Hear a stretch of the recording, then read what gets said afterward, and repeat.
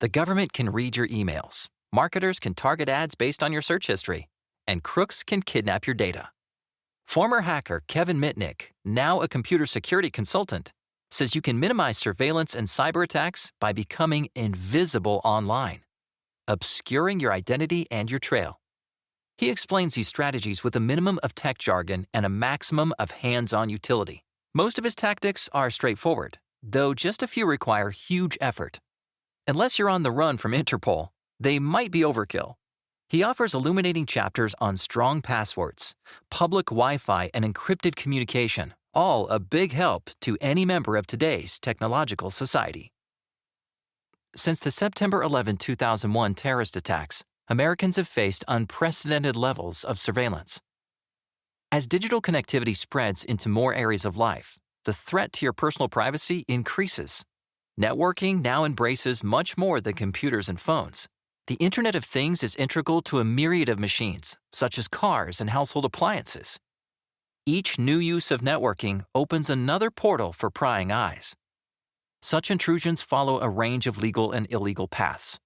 Government and law enforcement have taken surveillance to unprecedented levels since the terrorist attacks on September 11, 2001. They can tap phones, read emails and texts, obtain computer search histories, and trace your movements through a cell phone or smartwatch. Corporations track consumers' online activity and purchases and use the information to target their ads. Criminals steal personal information, or they lock their victims' accounts and hold their data for ransom.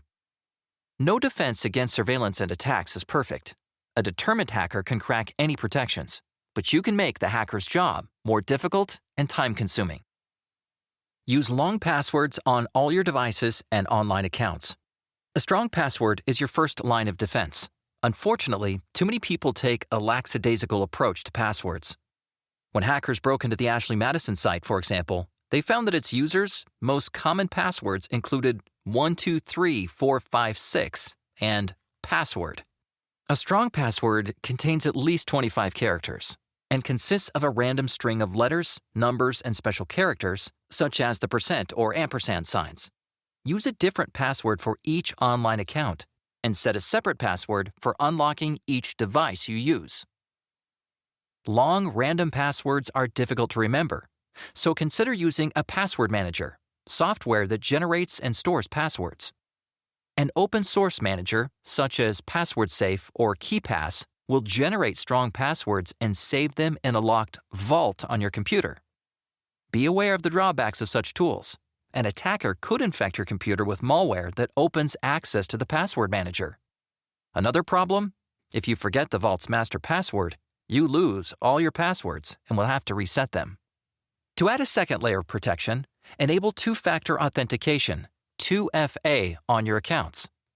The most familiar use of 2FA is on ATMs, where you must establish your identity with two items or factors, your credit or debit card plus your PIN. When you enable 2FA on a site such as Gmail, you receive a code via text message from Google. You must input the code when you change your password. Attackers who want to change anything in your account would need your password and your phone. Use end-to-end encryption on your emails so the host can't read them. If you use Google's Gmail service, Google will see the contents of your email. The same goes for Yahoo or any web-based email service. These companies scan emails to deliver targeted advertisements and detect malware. To protect your privacy, encrypt your emails so that only the recipients can read them. You can buy products for encrypting your messages from such companies as Symantec, or use the free open-source OpenPGP and GNU Privacy Guard. Encryption can be complicated, but PGP plugins available for the Chrome and Firefox browsers can simplify it. Snoopers can deduce people's location through their mobile devices. If you carry a cell phone, wear a smartwatch, or use other devices such as a Fitbit, you send trackable location signals. This is true even if you turn off geolocation tracking.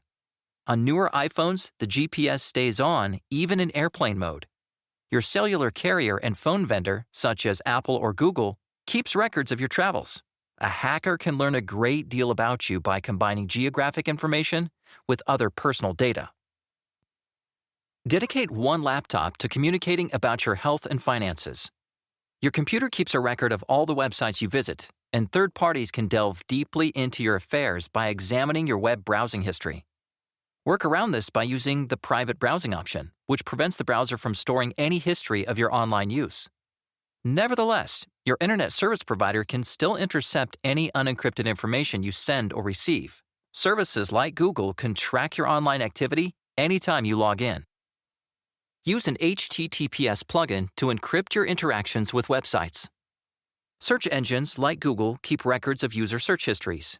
Even after you log out, the search engine can link your search terms with your IP address. One solution is to use the DuckDuckGo search engine, which does not record user searches. To obstruct third parties' view of your traffic, you can also use encryption. The Electronic Frontier Foundation's plugin HTTPS Everywhere forces websites to operate in a secure mode whenever possible. Even with these precautions, an online eavesdropper can still see the URLs of pages that you visit. These URLs often contain clues to the content of the pages. For instance, if you look up athlete's foot on WebMD, you end up at a page whose URL contains the unencrypted words athlete's foot. Most health-related sites share your search activities with third parties, who use the data to target online ads to you. The Firefox plugin NoScript and Chrome's Script Block will prevent these third-party referrals. Another plugin, Ghostery, reveals the traffic tracking services running on a website and allows you to block them. For an extra layer of security on your financial and health-related accounts, buy a separate computer, such as a low-cost Chromebook, and dedicate it to financial or health activities only. Bookmark your financial and health sites and activate 2FA for these accounts. If you visit no other sites on your dedicated Chromebook, you are unlikely to pick up compromising malware. Attackers can easily intercept user traffic on free, public Wi-Fi. Free Wi-Fi in coffee shops, airports, and hotels is convenient but insecure. On public Wi-Fi, your online activities are open to anyone who wants to snoop, including criminals who might sell your address to spammers. Someone can intercept your traffic by setting up a fake wireless access point. Your computer might connect automatically to the fake access rather than to the coffee shop's wireless network. The attacker can intercept your data, infect your computer with malware, or steal your usernames and passwords. Make sure that your laptop isn't set to choose and connect to a wireless network automatically. If you have to work on private material in public, don't use Wi-Fi. Use your mobile device's cellular connection, buy a portable hotspot, or use a virtual private network, VPN. A VPN service, which usually costs about $60 per year, won't make you invisible, but it will shield your activities with strong encryption. Use the Tor browser, which doesn't reveal your IP address.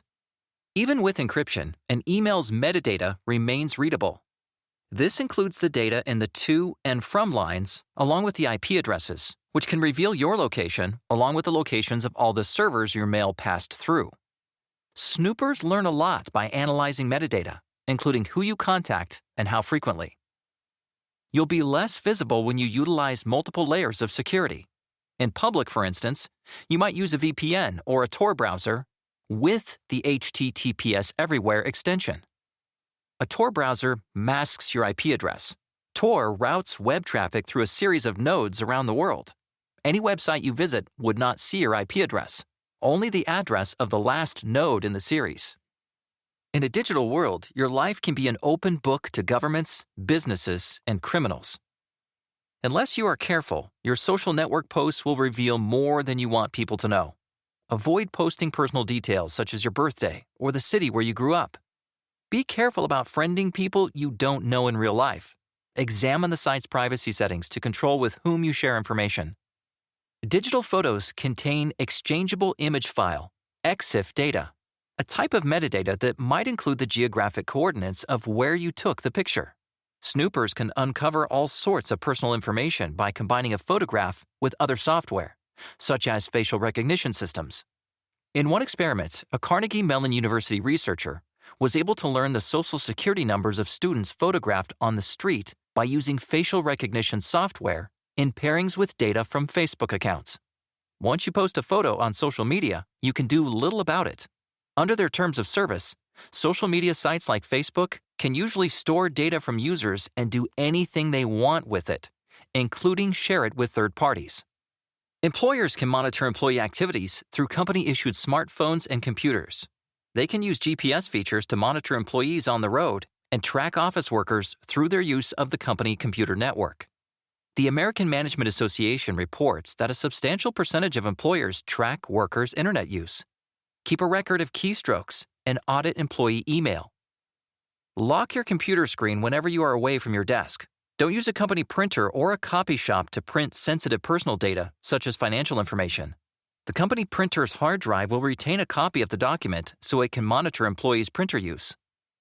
The document will remain on the hard drive indefinitely, and you can't control what will happen to the drive when the company takes the printer out of service.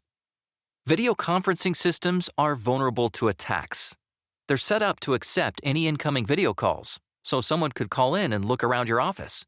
One researcher found that once he gained control of the conferencing camera, he could move it to see different angles and could zoom in close enough to read an email on a computer on the other side of the room.